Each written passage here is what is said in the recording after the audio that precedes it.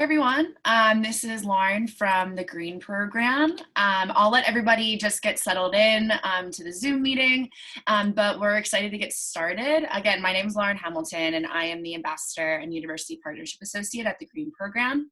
We're super excited to kickstart our first Meet a Mentor session of 2020 with Green Mentor, GE Validation Engineer, and US Bobsled team member Amanda Berta.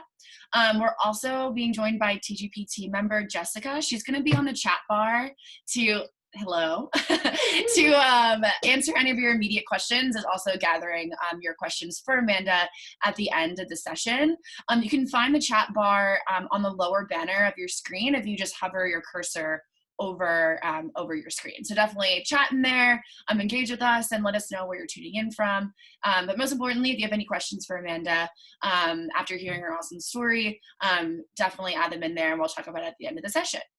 So some of you may be Green alumni. I see a few of you in here, or you're accepted students, so you probably are familiar with the Green Program. But for those of you that are not familiar, the Green Program is a experiential education abroad program focused on our world's most pressing challenges in sustainable development. Our innovative model for education is really driven by the desire to provide real-world experience for impactful travel, education, and adventure. So our short-term programs run through the winter, spring, and summer breaks to Japan, Iceland, Peru, and our newest program, Nepal. A major foundation of our program model is providing our students with career accelerating opportunities inside of our program model and also after their program.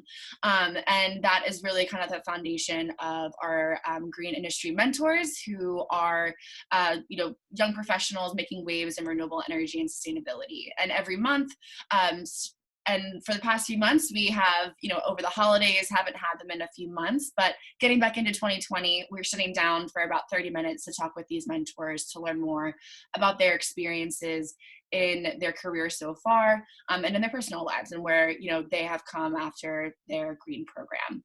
So without further ado, we'll get started, because I know that you guys are excited to hear from Amanda. So Amanda, can you maybe come on and just tell us a little bit more about you and really what led you to GE and ignited this dream of being in the Olympics? Yeah, hopefully you guys can hear me. Everything's good. Yeah, so always kind of want to be a builder, I guess. By the way, I'm Amanda Berta. I'm 24. I live in Greenville, South Carolina. It's nice and sunny here today, so and don't mind the view behind me. I don't have furniture in my apartment yet, or maybe I won't. I get it. I don't know. Yeah, so like growing up, I had a construction building around my whole neighborhood, and I was like, oh, I want to be a builder. I want to be an engineer. But naturally, I was kind of a hippie always, so gravitated towards renewable energy, which also gravitated me towards wanting to study abroad and explore other places, and that's kind of where the Green Program fell into place because I played sports, so it was hard for me to take away a whole semester. So I liked that it was a shortened period of time that I could go in and explore what I wanted to explore in a cool country that I'd never been to before. But from there, the Green Program helped me learn a lot about almost, which sounds kind of weird, what I didn't want to do. I was like, oh, I don't really like hydro. I don't really like geothermal, but wind seems pretty cool because we had like a short section on that in Iceland. And that's where I kind of led to GE and led to an internship and where I wanted to go from there. As far as the Olympic aspirations, that kind of happened by accident, I guess. Everyone wants to go to the Olympics when they're literally little, or you watch it on TV, but no one really expects to get there, and you think it's these crazy freak human beings that have been doing sports for 1,000 hours a week since they were 2 years old or something like that. But as you get into it, you realize that's the case for some people, yes, but not the case for everyone. And most of the time, it's a journey from middle school or high school and even post college to the Olympics.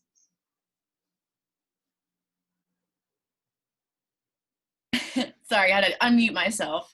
Thanks so much for that. And that is a good segue into our next question. I know from our conversation before this, you mentioned a few changes that you've experienced within your career at GE so far. And obviously you started as an intern and now have a full-time role there. So could you tell us a little bit more about how you really got your foot in the door with that internship, and then how maybe building relationships and positive ones within maybe your teams or just the general company really helps navigate those role changes throughout your time so far? Yeah. So I had a connection in my town that my family lives in Ridgefield, Connecticut. We have a office in Norwalk, so there were a lot of people in the town that actually worked for General Electric. I asked them to put in a recommendation for me and ended up getting a call. Went through a series of, I think, two or maybe three interviews for a program I had selected at the time called the Renewable Energy Development Program. That is a program along with a series of other programs within GE that move you through different leadership program or different leadership experiences throughout the company so that you can figure out what you like, what you don't like, and where you want to fit in after you offboard. All of these, mine included, have a 2-year time frame and rotate every 6 or 8 months, depending on what faction you're in. They have a financial program, financial management program, operation management leadership program, a digital program, and an Edison program. Edison is the program that also gets you your master's. So if anyone on the call is interested in potentially getting their master's while working and getting experience and not having to pay for it, that's a great way to go about it. And then from that program, I actually got a call right before we were going to Thailand for the Green Program alumni trip, and they told me they were cutting my program from 2 years to 1 year because they were closing the program. I still don't know why they just didn't finish it out with 2 years, but that sent me to basically get to pick my locations for the last two, or my first two, which normally you only get to pick your location with the last two. So I went down to Pensacola, Florida, where I worked in manufacturing. That's where all of our nacelles for our turbines are put together for the US. Manufactured partially in China or India or Vietnam, and then brought into Pensacola. And then my second rotation was in Washington State. So I moved clear across the country, where I was living in Washington, but the site was actually in Oregon. And I worked as a field service engineer out there. So I got a little bit of the office field manufacturing, and then a little bit of the field service industry and how to interact with customers and whatnot from there. Great. I know that in our previous conversation, you mentioned, and we'll talk about this with, your journey through, US rugby and US bobsled, but you were kind of deciding whether you wanted to go into this full athletic life, and also managing, deciding whether to stay within GE. And I think that you mentioned before that you might have taken some time from your career to take a step into athletics, and then came back. So what was it like for you to make that decision? And I know that right now you're back working at GE. How did you leverage your previous relationships to come back into GE? Yeah, so that's a great question. Yeah, I thought I was going to have to leave GE entirely. I was attending, during my time in Florida and Washington, I was attending week-long camps, which are held at the Olympic Training Center in Chula Vista. And essentially each one of those camps you could possibly be selected for the team, but for the most part, the people who lived and trained full time were the people selected. And we brought in people that we were thinking, or USA Rugby brought in people they thought would be good residents for the next and coming years. I was one of those people at the time. And this was all happening around the time that I was offboarding my program. So I was offboarding and saying basically goodbye to people as I was offboarding, and I had I guess sparked the interest of one of our top executives, senior executives, Sherry Hickok. And she told me that she didn't want to let me go. She thought I brought really good talent to GE, and that she would personally find a position for me to work remotely while training. So that was kudos to her, because I don't know what I would have been doing now if she didn't help me out with that. So I ended up working in a finance digital team, was building Tableau reports while training. So I would have meetings at like 4 or 5 a.m. with the California time change. I'd go to training from 7 to 5, and then I'd come home and build out reports or do whatever I needed to do at night. And this was sort of a special case thing. GE has people work remotely, but for the most part, try to keep people co-located.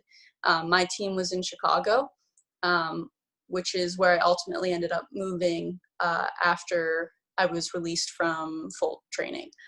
But we can get into that whole story in a little bit after this, I guess. But yeah, it was sort of just I asked the question. If you don't ask, you're not gonna get an answer. It'll always be no. So I just asked, and she was able to make it work.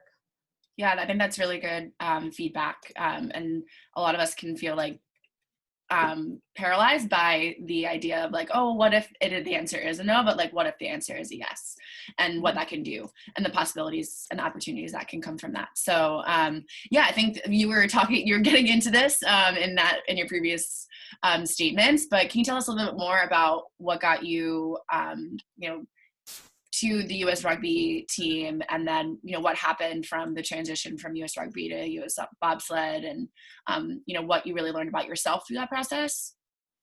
Yeah.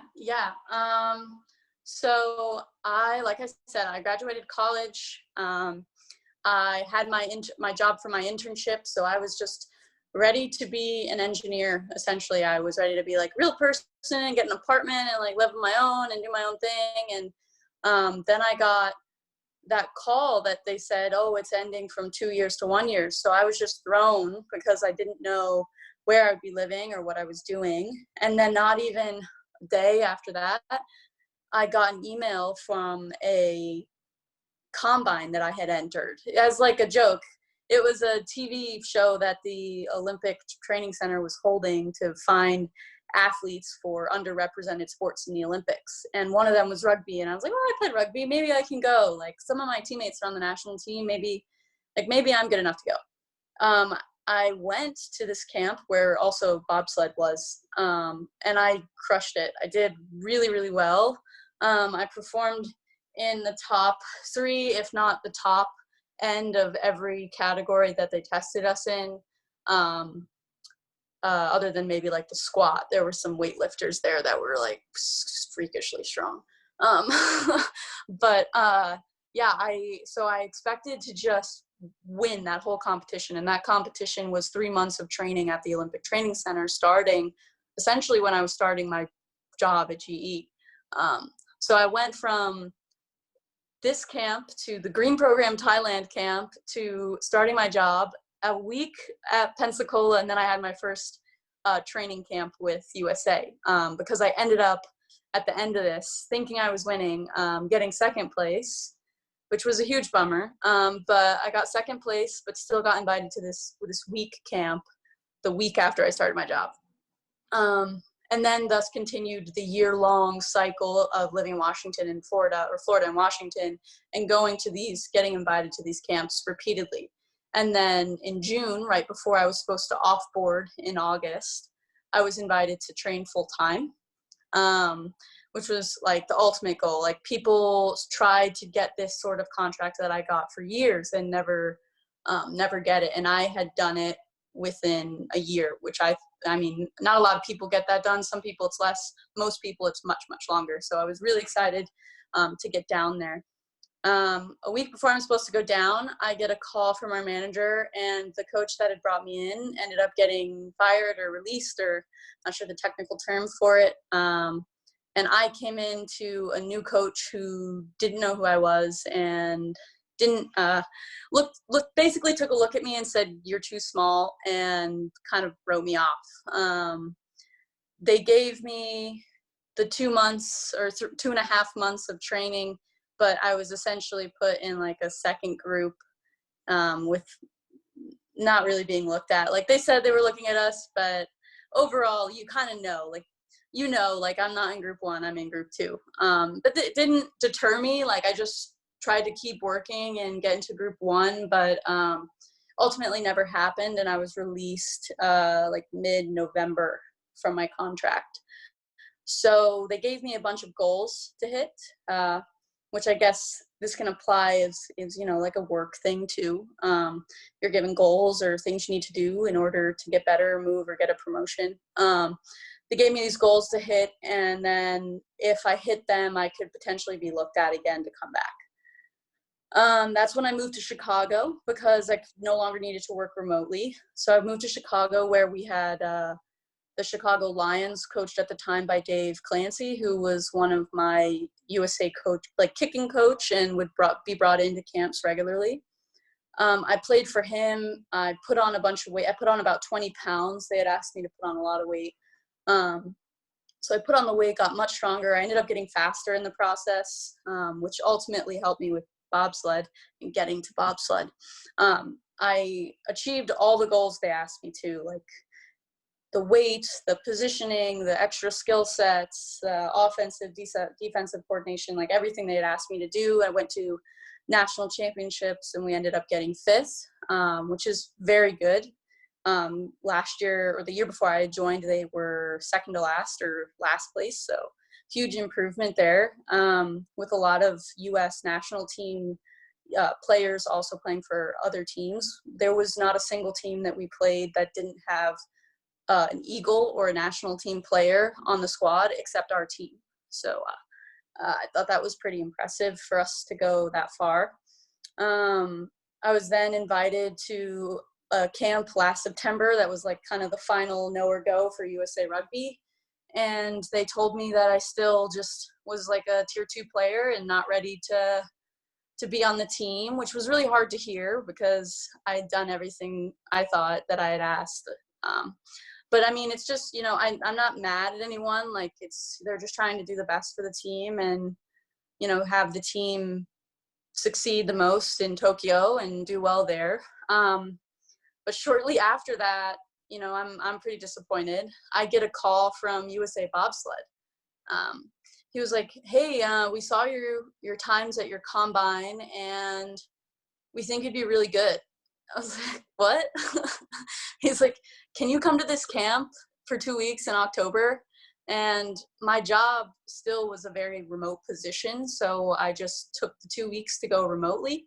And I ended up doing really well at the camp, and they invited me back for more camps. And my last camp was January 20th. That was the last one, so pretty recently.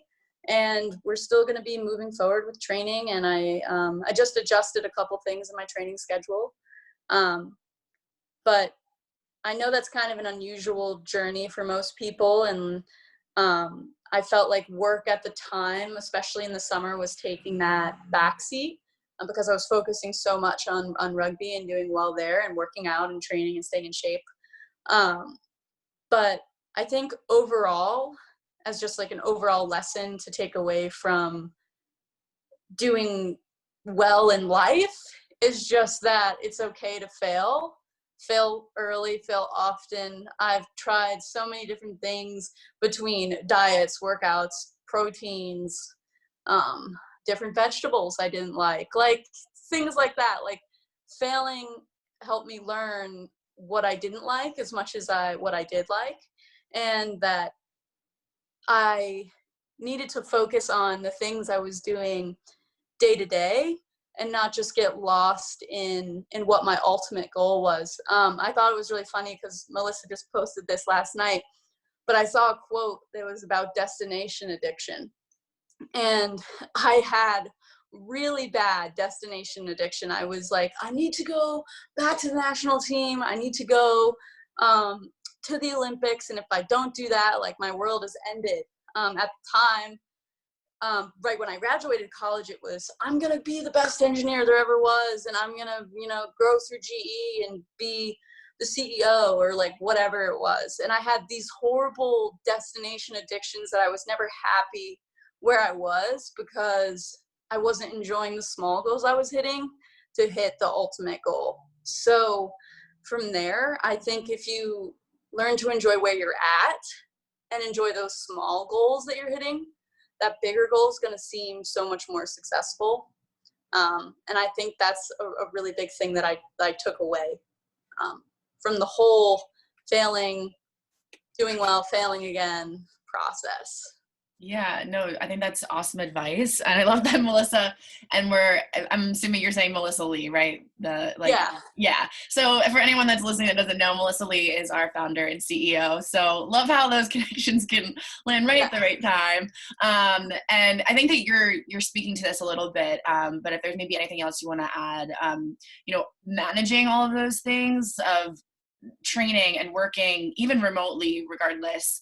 And you said a little bit like, maybe work took a back seat when you were head into rugby training, is no really like small task at all. But I know that we've talked about, that balance between work and life and how that's important to you. So can you maybe explain why that is an importance and why you prioritize that and why you are prioritizing like this work career trajectory and this maybe Olympic aspiration? And then if you have any advice for people listening on how to find that within their own lives, maybe that's not Olympic aspirations or being a CEO of GE, but how to, find that in a small way. Yeah. So I think it boils down to, your why. I hate to sound so, I guess, corny, but why do you do the things you do? For me, it's always been at my core to kind of live, I'm going to get super hippie on you, but like kind of live with Earth and like be as I guess, one with Earth, really. That's the best way to put it. And that's why I became an engineer. That's why I became a renewable energy engineer. And then why do I enjoy going to the gym and being really sore and hanging out with people when I'm cold and dirty on a field all the time? And it's because it makes me happy, because I enjoy spending that time. And I think that working for GE has just been a blessing in disguise, because the culture behind the company is, I think, best put by our dress code. Our dress code is literally you. That's what, I wore this to work today. Like, people can wear whatever they want to work. And it's just kind of what do you want to be perceived as? So it's important to find the time to make time for the things that you enjoy doing outside of work, because at the end of the day, it's about what makes you happy and why you're doing the things you're doing. It's, money is great, but can't buy happiness, Yeah, totally. And I want to just give a reminder to everybody listening, if you have any questions for Amanda, we have like a few more questions for her, but we definitely want to hear any of yours as well. We're going to have a Q&A in just a little bit, so definitely let us know if you have any questions. But otherwise, I think this might be a question that some people have is, what would be your biggest career-specific advice for the people listening to this call to really help them set themselves apart now for the future? Yeah, so a lot of things I did in college, I'm assuming a lot of people are probably still in school. I sat in on a lot of classes that I wasn't necessarily taking. I thought it was good to have a wide range of knowledge under my belt. I went to like a lot of random psych classes. I even took a couple physics classes that I wasn't really taking. I was just kind of sitting in on. So that's something that's super important to do, to kind of broaden your horizon a little bit there. I would say talk to people. You never know who you're going to meet. My last conversation was in a Whole Foods food bar with a random guy that I met in Utah. I was in Utah for like 3 hours. And he ended up being like this huge, like, boss man at some company that now is my friend that wants to hang out next time I go to Utah. So I would make sure that you explore your options, go to the career fairs, do all that stuff, and just genuinely talk to people.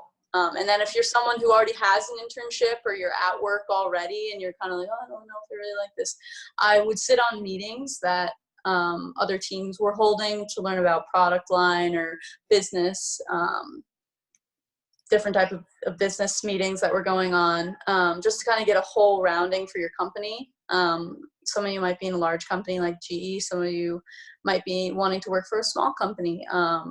So it's really important there that you understand kind of a full system view of the company rather than just what your little niche job is. But yeah, I would say that's a good start.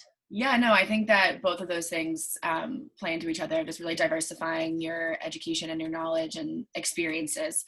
And that can happen in so many different ways. And whether that is sitting in on classes or, going to free community meetings or, things like that, it's important to, just keep learning no matter what. And like, you never stop learning. And that will help guide you and where you want to go.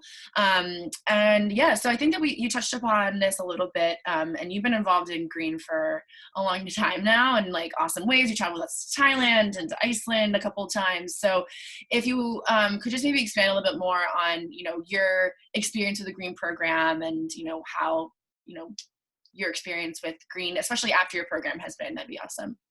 Yeah, so my experience was awesome. I don't know how else to put that. I really loved the connections I had made with Erla and Ati and like everyone in Iceland I had met. And having those connections now, I talk to people who are like, oh, I think I want to go to Iceland just like on vacation. And I immediately am like, oh, I'll go to Midgard Adventure, go to this place, do this.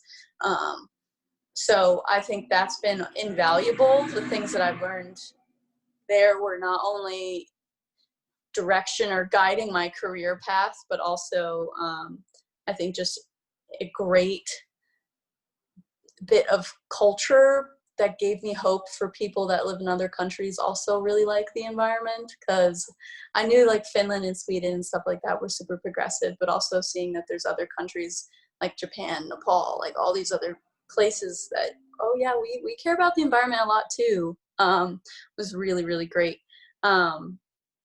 So that's been there. And then I tell people about the green program that are in college today still. My brother's a freshman at Penn State, so hopefully he might be able to get to go. I don't know. Awesome. Yeah, we would love another, Berta in the CGP family. But yeah, I think we are getting to some of our questions, and we have one from Jenny Lynn, who's actually an ambassador right now at VT.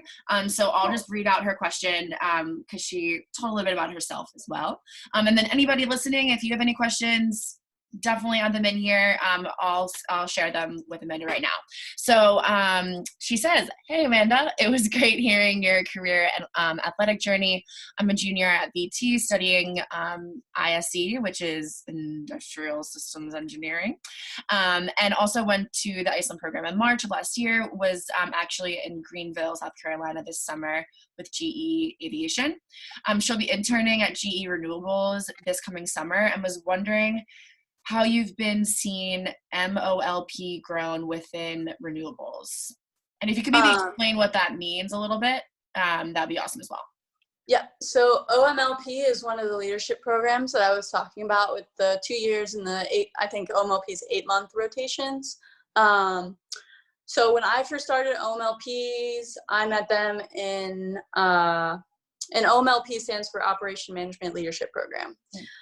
Most of the people who are in that program are in the manufacturing side of things, so they'll go down to Pensacola, or they're in Schenectady, New York, which is where our other manufacturing site is.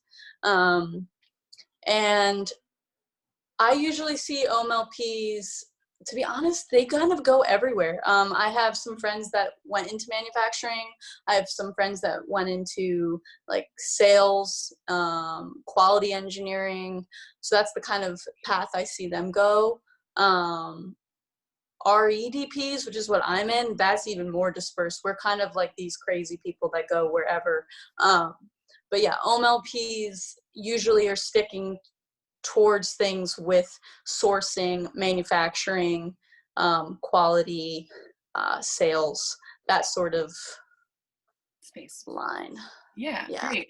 And then just to expand upon that question, she also is wondering more about what exactly you do to support within renewables. And I think you mentioned that you're an engineer, but is that talking about design, or what does that mean?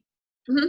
Yeah, so I am with the testing and validation team.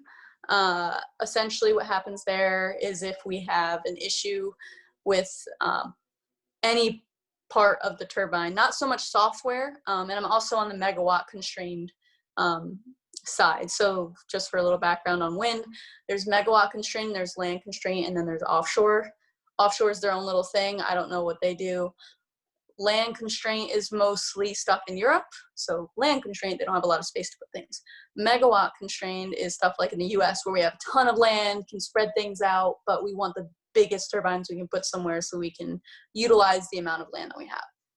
So I'm megawatt constraint, and we will take cases in from teams that are new product line. They say, hey, I want to test how this would vibrate up in the turbine if, you know, a bird hits the blade or something like that.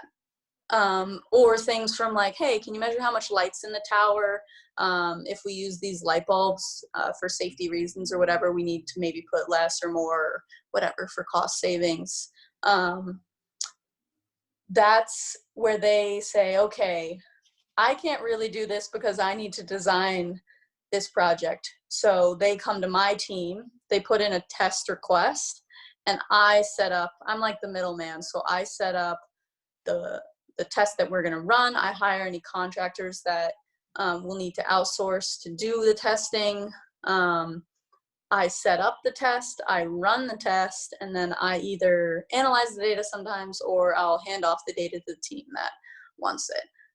So we basically make sure things work the way they're supposed to be working based off simulations, or if things are going wrong, we test them to see why they're going wrong. But it's all on request basis. Don't worry, there's 600 requests in our queue right now. Plenty to do. Plenty to be working on.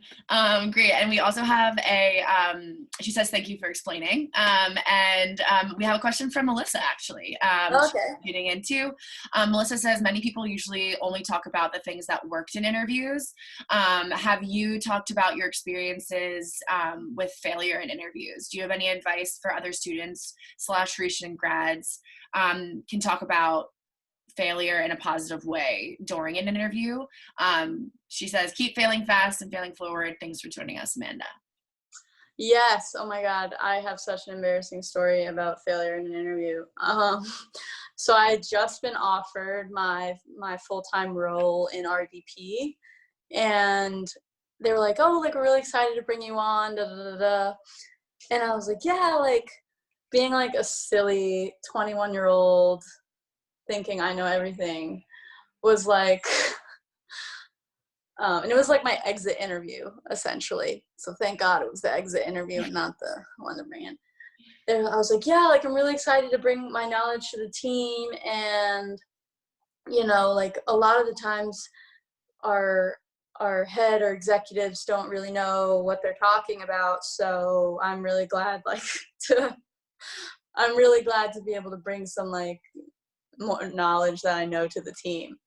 And the person at the time that I was talking about, I had no idea who was our, yes, business side, yes, our executive, was actually like a doctor in physics and mathematics or something like that. So like clearly someone that I had zero knowledge over, and also been in the industry for years before taking that position. So they just kind of looked at me sideways, and I was like, oh, I'm not intelligent. So as far as interview failures go, that was a pretty big one. I recovered from it. I'm not exactly sure what I said, but as an overall goal, maybe just stick to positive enforcements about things that you will bring, not say that you're better than someone else in an interview. That was probably not my greatest moment. But yeah, that would definitely be something you want to do. Just talk about things that you're going to bring to the team. What sets you apart from other people? Like, oh, hey, I have an engineering degree. Well, so do 2,000 other people from your college. So, like, what's different about you? Be like, well, I have an engineering degree, and as my senior project, I built a tiny home that utilized DC AC converters and also connected to the grid. And I see how that works with your solar systems and battery powered storage, like stuff like that. Like, make sure that the things you're doing in school or the extracurriculars that you're doing or your world experiences, like the green program, can help set you apart. And in my intro interview, I actually did use the green program, and it's and the idea, like, we didn't actually build it, but like the idea that we had for grid integration, for people being able to use an app to lower their temperature in their house, which is essentially what like the Nest is now. Mm-hmm. And then they'd save money on their oil and gas bill if the oil company requested during a peak hour that they raise or lower their temperature. Like, we didn't even build that out, but GE just loved it. They were like, oh, like you had that idea. We're trying to like integrate stuff on the grid with this, that, and the other. So, I mean, it doesn't even have to be something necessarily that you physically built or did, but maybe just an idea that you could bring to the team, because big companies like GE or small companies have the ability to make those ideas real things. Mm-hmm. So I would focus on what sets you apart in your degree or in your field when you're interviewing. Yeah, that's right. I think another part of Melissa's question was also talking about your experiences with failure specifically, and speaking to that in interviews, and how to, phrase maybe your life failures that you've experienced and how that makes you a more viable candidate to be part of a team. Okay, yeah. So I have used rugby as a failure node before in interviews. And I think the important part there is to make sure that you're able to flip it and say, look, I failed at this and this, but I didn't just sit down and take it. I also decided to make this, and this work. And something my dad always says to me is, because he's high up in the company he works for, is that when he has someone that comes to him and says, oh, I have a problem, he's like, well, that's great. What are you going to do to fix it? And if you come in and say, hey, I had this problem, I tried this, I think this will work, do you have any ideas? Or in your case of a failure mode, I had this not work out for me, so I changed this and this, and now I think it's going to work. That's the way that you come out on top of the failure question. Yeah. You don't want to just be, I suck at this and this. That's it. Yeah, definitely. I think that's great advice. And I think we're all set with questions, right, Jess? There weren't any others. Yeah, awesome. Okay, well, thanks so much, Amanda. You just provided a wealth of knowledge, and you just have an amazing story so far, and there's so much more of life to live, right? So yes. And we're excited to be along the ride with you, and we're thanking so much for everybody else for joining us. If you're an interested student and maybe you are new to the green program, we are currently enrolling for our summer and winter programs. You can apply through our website. That's www.thegreenprogram.com/apply. And then if you're an alumni and you're interested in getting more engaged into the network in general, and meeting people like Amanda face to face, we actually just opened registration for our 2020 alumni reunion in New Orleans, and there's very limited spots. We hope to see you there too, Amanda. I don't know if you have the time. I can drive. Yeah, true. So yeah, if you're interested in joining us on the alumni reunion, there's going to be other alumni like Amanda there, talking about what's going on within New Orleans, within sustainability. And you can look into that program by going to thegreenprogram.com /alumni-reunion-20. But we'll be sending all this information out to you guys after the session. But thanks so much for tuning in. We hope to see you on our next Main Mentor Thursday. We're going to have one next month. So keep your eye out on your email for more details on that. But have a great Thursday, and we'll see you guys all soon. Thanks again, Amanda. Have a good rest of your day. Bye. Bye. Bye.